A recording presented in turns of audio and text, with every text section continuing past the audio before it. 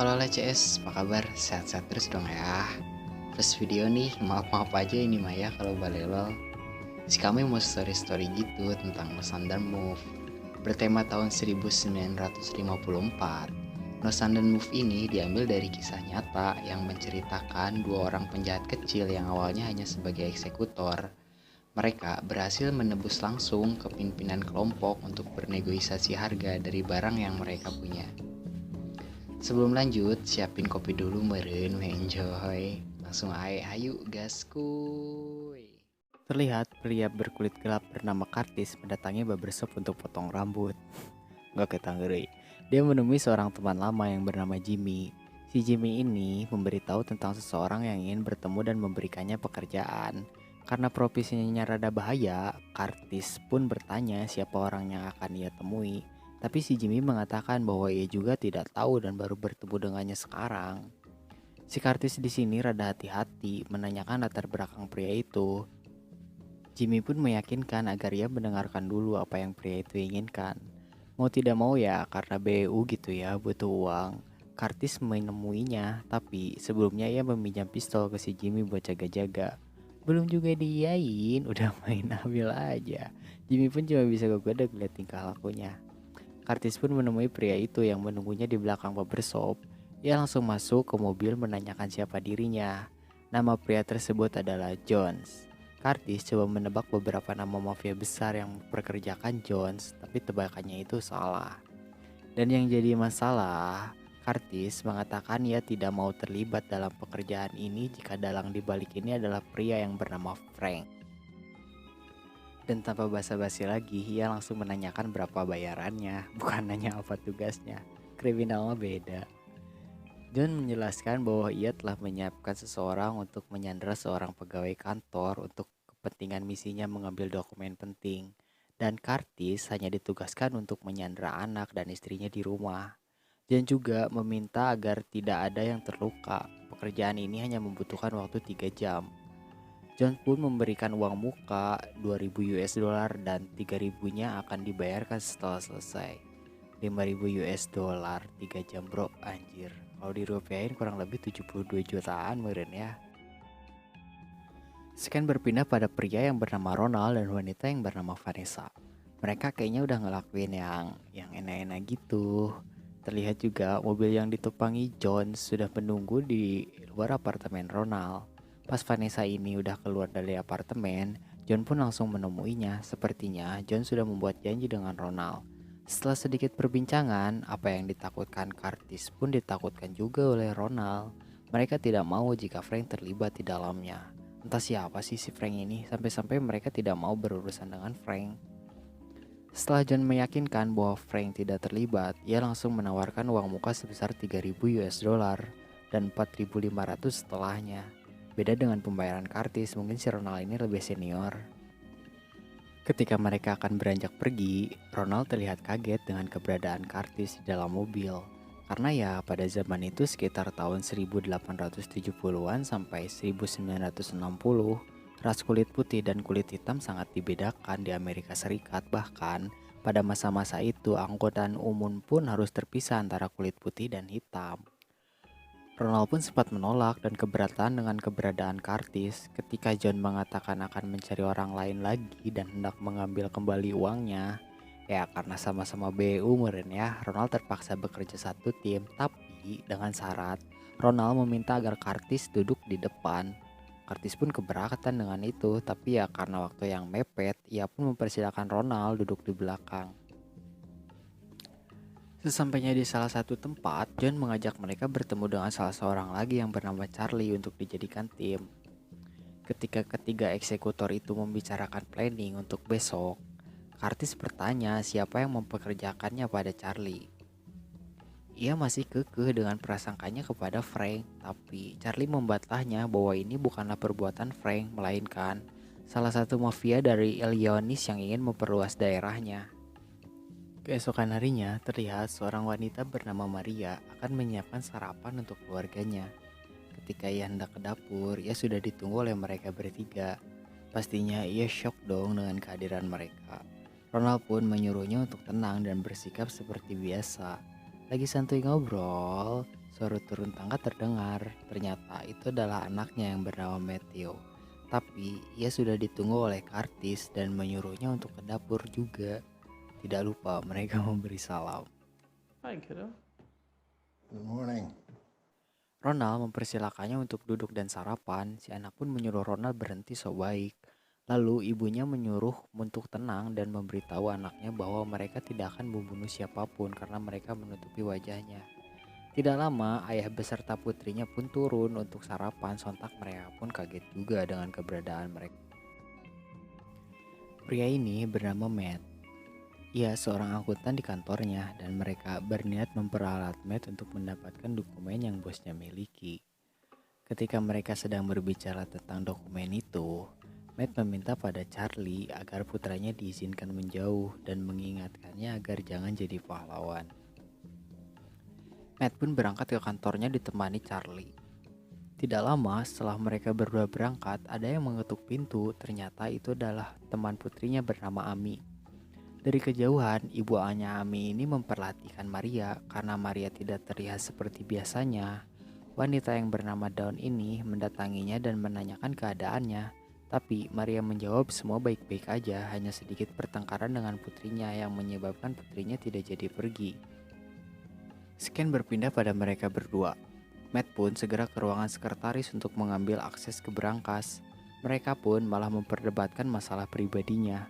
Matt sudah mencoba memotong pembicaraan dan meminta akses ke berangkas itu. Tapi Matt dihalangi dan ia terus-terusan membahas masalah pribadinya. I am going to tell her I don't. Kesal merenya si Matt teh. Ia pun mengambil paksa akses itu dan langsung lari ke tempat berangkas untuk mengambilnya. Setelah membuka berangkas, Matt tidak menemukan dokumen itu. Sekretaris ini memberitahu bahwa dokumen itu telah diambil oleh bosnya. Karena bingung dan gelap mata, Matt pun mengakalinya dan memasukkan dokumen lain. Setelah John memeriksa dokumen itu, ia pun menyuruh Charlie kembali ke rumahnya dan menunggu instruksi selanjutnya. Sesampainya di rumah, Charlie membuka topeng. Dengan terburu-buru, ia menyuruh mereka semua berkumpul di ruang tamu. Curtis dan Ronald pun menanyakan apa yang terjadi. Tidak lama, telepon pun berdering. Hey, family, I need the whole family in the living room now. Karena keadaan semakin tidak terkontrol, Matt pun coba menanyakan apa yang akan terjadi. Merasa terpojok dengan perkataan Mel, Charlie pun menodongkan pistolnya dan...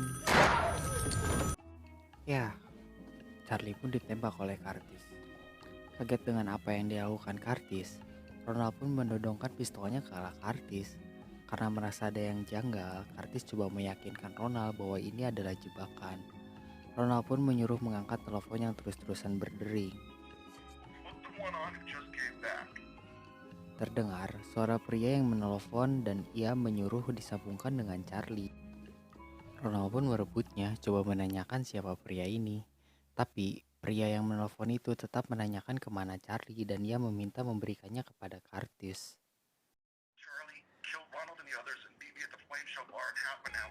Setelah Curtis memberikan alasan ke Marla Charlie, si penelpon itu memberikan perintah agar Curtis membunuh Ronald dan semua yang berada dalam rumah. Curtis pun menutup teleponnya dan menanyakan pada Matt apa yang sebenarnya terjadi.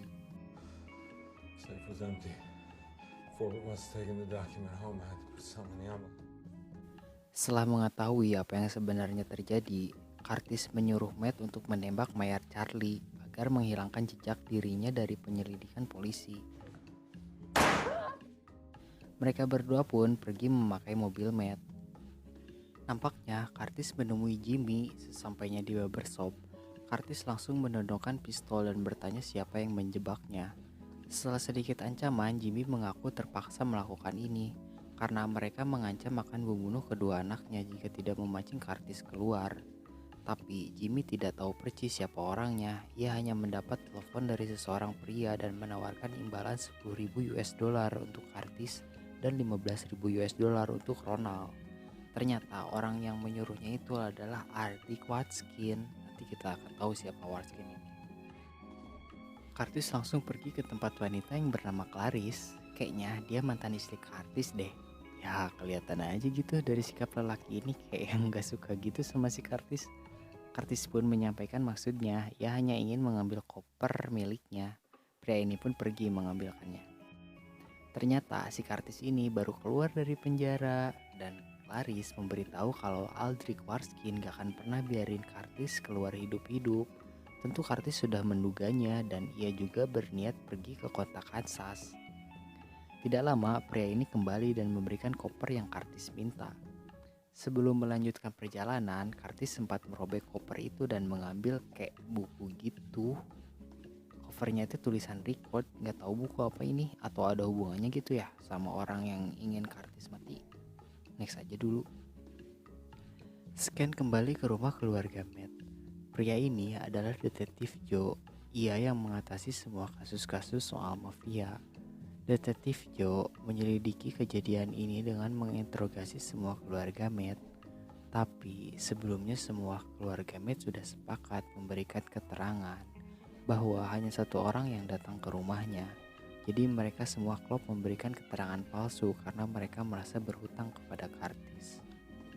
Dan Matt pun menjelaskan skenario ketika ia menembak Charlie.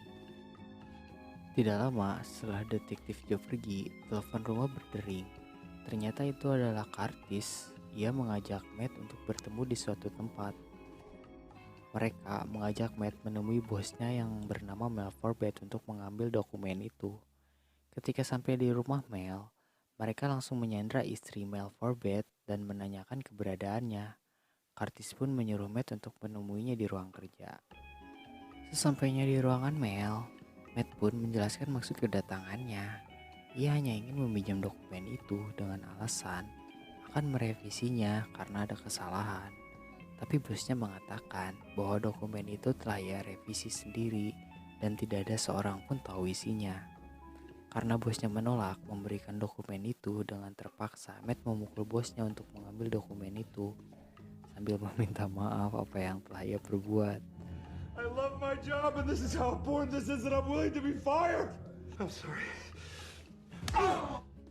Setelah mereka berhasil membawa dokumen itu, istri Mel Forbett hendak menelpon polisi, tapi ia melarang istrinya tersebut agar tidak melibatkan polisi dalam hal ini. Matt pun diantar kembali ke mobilnya. Saat Matt meminta kembali mobilnya, We like your car, Matt. scan berlanjut pada Matthew, anak laki-laki Matt. Ketika ia hendak keluar, ia sudah ditunggu oleh detektif Joe. Karena sebelumnya detektif Joe merasa ada yang janggal ketika keluarga Matt menjelaskan kronologi kejadian itu.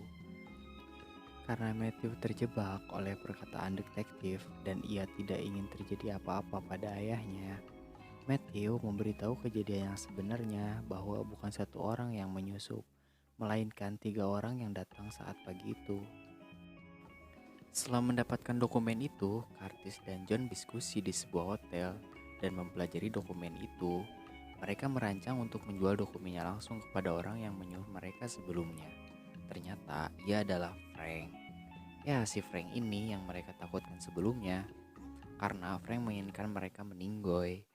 Karena masalah semakin rumit sekarang, Curtis di sini mengusulkan agar menjualnya langsung kepada Frank. Curtis juga meyakinkan Ronald bahwa Frank tidak akan macam-macam karena mereka sekarang memiliki apa yang Frank inginkan. Ronald pun menambahkan bahwa Frank tidak akan bernegosiasi jika barangnya tidak ia lihat sendiri.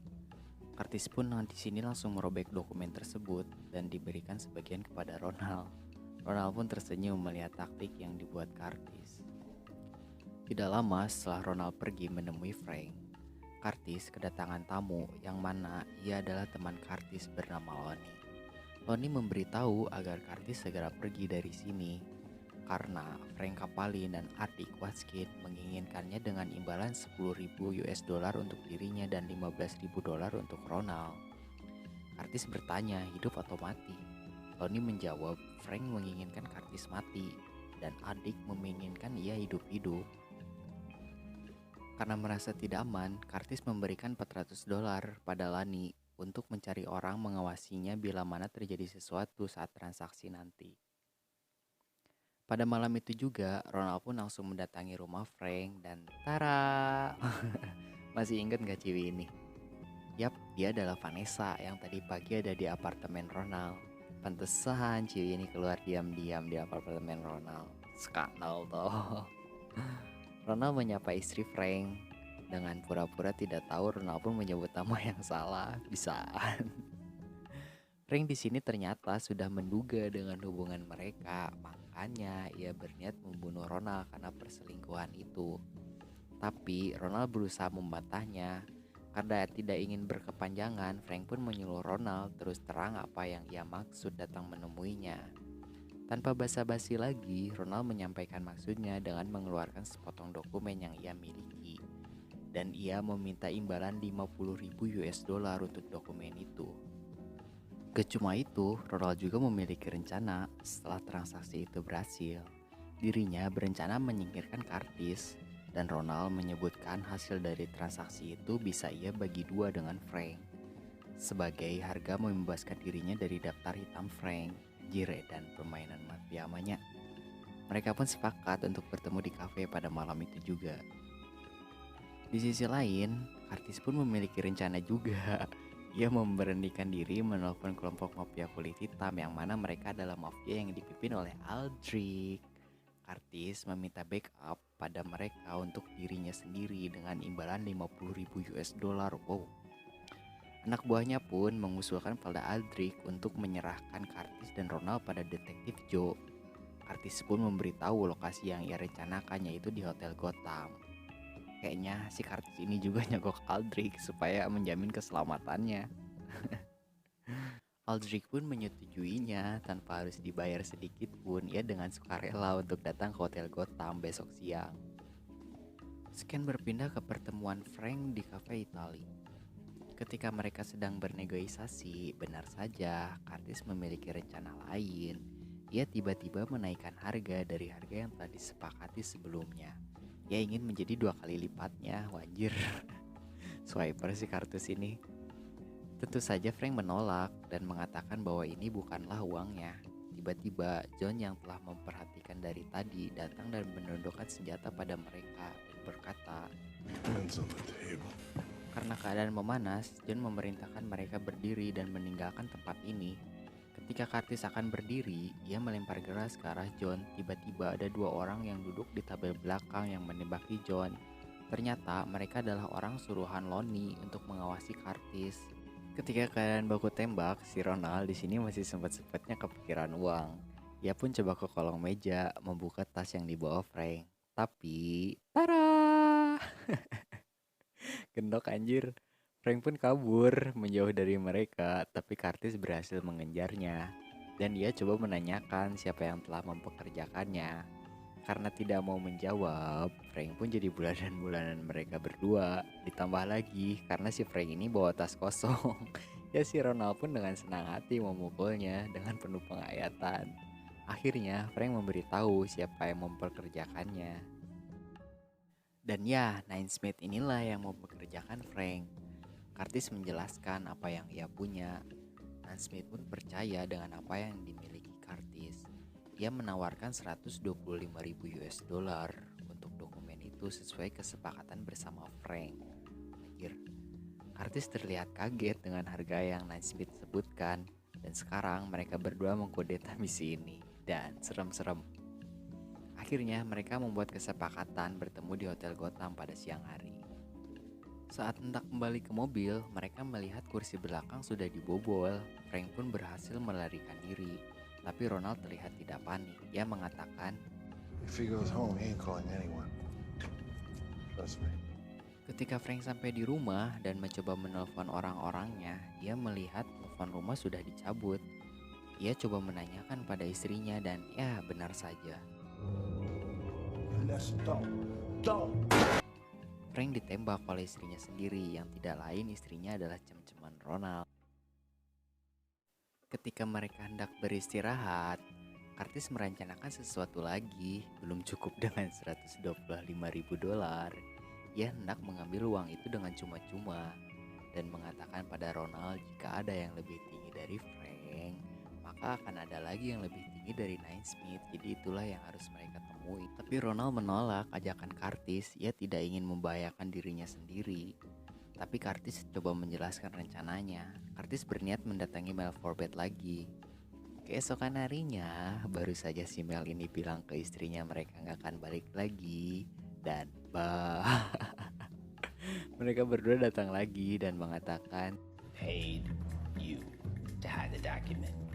dengan terpaksa, Mel Forbett pun menelpon McLowen. Ia adalah Direktur Consolidation Car Issue. Susah anjir itu ya, pokoknya nanti diketik. Yang mana McLowen ini rekan bisnisnya yang memiliki rancangan dokumen itu. Pokoknya ya, si dokumen ini teh berisi kayak rancangan mesin mobil masa depan gitu buat ngurangin polusi di Amerika. Mereka bermaksud memeras McLowen agar menebus dokumennya sendiri dengan harga 375.000 US dollar. Anjir. Dan dari 5.000 dolar gitu ya, naik ke 50.000 dolar, naik lagi ke 125.000 dolar, dan sekarang 375.000 US dollar. Anjir, madep sih anjir, penjahat OTW kelas kakap ini wah. Lanjut pada pertemuan di Hotel Gotham. Mereka pun langsung menemui McLowen untuk melakukan kesepakatan. Ronald pun menghitung uang yang sudah disepakati. Setelah beberapa saat menunggu, telepon berdering dan McLowen menawarkan diri untuk mengangkatnya. Ternyata itu adalah Naismith yang memberitahu bahwa sudah menunggu di lobi. Di sini kelihatan kalau McLowen ini tahu dengan Naismith dan ia mengatakan, The clown, Naismith, they hire you.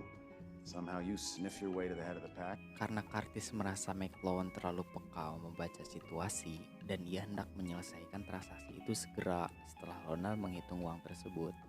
Tapi di sini McLowen terlihat sedikit kesal. The same way I will go to the grave, not understanding the genius of God's magnificent universe because I did not create it. These rules, in this world, now, even if you walk out of here with my money. Keren abis ya anjir, asli si McLowen ini kata-katanya. Well, it's clear as that we got your money. It's money. I have a lot of money. Ketika mereka akan meninggalkan hotel itu, Aldrich dan anak buahnya datang sesuai apa yang disepakati saat ditelepon kemarin malam. Mereka pun menunggu di lobi bersama dengan Naismith. Anak buahnya pun menyuruh agar Naismith segera pergi, dan Naismith pun pergi. Dan lagi, detektif Joe pun mendatangi hotel itu sesuai apa yang diinginkan para mafia ini. Saat McLowen telah meninggalkan mereka, Curtis mengajak Ronald untuk mengambil uang Naismith, tapi Ronald menolak karena ia sudah merasa cukup dan tidak ingin lagi berurusan. Tidak lama, seseorang mengetuk pintu, tapi itu hanyalah pelayan hotel dan bonus bersama mafia Aldrich. Curtis pun berniat menjebak Ronald, tapi ia tidak tahu kalau ia juga dijebak oleh Aldrich. Complicated banget anjir ini. Mereka pun berbalik menundukkan pistolnya pada Curtis dan membawanya pergi. Sementara itu, Ronald menang banyak. Ia mendapat semua uang termasuk bagian Curtis. Ronald langsung bergegas menemui Vanessa di hotel itu juga. Mereka mentotal uang yang dimilikinya. 175. I have 35. That's $406,000. Sementara itu, Curtis dibawa oleh Aldrich untuk menemui detektif Joe. Karunyanya si Curtis sad boy pisan anjir plot twistnya teh. Tapi di sini Aldrich meminta pada Joe untuk diizinkan memainkan dua skenario dan yang pasti diakhiri dengan kematian Curtis. Pasti Curtis ngedengar ini, lihat mukanya dah. Pikirnya. Aldrich menjelaskan skenarionya. Joe dipastikan akan berhasil memecahkan pembunuhan Charlie Branch, Jones, dan Frank Kaplan. Ia juga dipastikan mendapat promosi karena pemecahan kasus ini dan ia bukan hanya mendapat 25.000 dolar untuk dirinya, tapi ditambah bonusnya 2 kali lipat, yaitu 50.000 US dollar cash. Anjir. Joe pun menyetujuinya dan mengizinkan Aldrich membawa Curtis. Di sisi lain, Ronald pun segera meninggalkan hotel bersama Vanessa. Di perjalanan, ia merasa diikuti oleh mobil di belakang. Ia menyuruh Vanessa untuk keluar dari jalan raya dan menepi di pinggiran sungai. Karena Ronald sedikit panik, Vanessa coba menenangkannya dan memberikannya bir. Ketika Ronald membuka bir itu, bersamaan dengan suara botol yang terbuka dan ternyata itu adalah suara pistol yang ditembakkan Vanessa. Tapi peluru itu mengenai ini nih, apa sih ini sih namanya? Lupa, kayak tempat minum gitu. Sontak Ronald pun melihat ke arah Vanessa dan Bye, Ronald. ya, ia dibunuh oleh Vanessa dan membawa semua uangnya. Gila si anjir ini. Ketika di perjalanan, mobil yang ditumpangi Vanessa diberhentikan oleh polisi. Terlihat polisi ini berbicara dengan seseorang lewat radio. Ia langsung menyuruh Vanessa keluar dari mobil. Lalu polisi itu mengambil koper yang berisi semua uangnya dan pergi begitu saja. Bisa gini anjir. Tidak lama setelah kejadian itu, detektif Joe menemui McLowan. Terlihat di sini Joe membawa koper yang berisi uang tersebut. Ternyata McLowan telah merencanakannya, meminta agar detektif Joe mengambil uangnya kembali. Dan sih keren. Total uang tersebut adalah 406.000 US dollar, sedangkan Mike awalnya memberitahu Joe bahwa uang tersebut senilai 375.000 US dollar. Ingat gak scan yang ini? I have 31. That's $406,000. Ya, sisa uang itu adalah uang Vanessa yang Vanessa ambil setelah membunuh Frank. Dan ada tambahan lagi sebesar 50.000 dolar. Anjir. Oke banget anjir ini asli. Mike di sini mengatakan ia pasti salah hitung. Ia hendak menawarkan sejumlah uang untuk Joe. Tapi Joe menolaknya dan McLowan menawarkan minuman yang berada di ruangannya. Joe pun menerimanya sebagai tanda terima kasih. Scan berpindah pada Aldrich yang membawa Curtis ke suatu tempat. Di sini ia ditanyai kenapa bisa percaya pada dirinya. Curtis pun menjawab, You can be trusted, Aldrich. Aldrich melanjutkan ia telah mengeluarkan 25.000 dolar untuk menjamin dirinya pada detektif Joe dan memberikan lagi 50 dolar untuk kepolisian. Sebelumnya kan pas ditelepon kemarin si Kartus ini teh nawarin 50.000 dolar untuk si Aldrich. Nah kata si Aldrich sekarang, How do you imagine the rest of it should be divided? dan Curtis pun menjawab bahwa ia hanya inginkan 5.000 dolar yang seharusnya ia miliki dari awal. Ekspektasi yang terlalu tinggi dan akhirnya kembali lagi ke 5.000 dolar. Nampaknya Aldrich berniat menyelamatkan Curtis dari masalah ini. Ia pun memberikan uang yang diinginkan Curtis dan membiarkannya pergi ke kota yang dibicarakan sewaktu Curtis curhat ke Clarice. Enjoy Kansas City.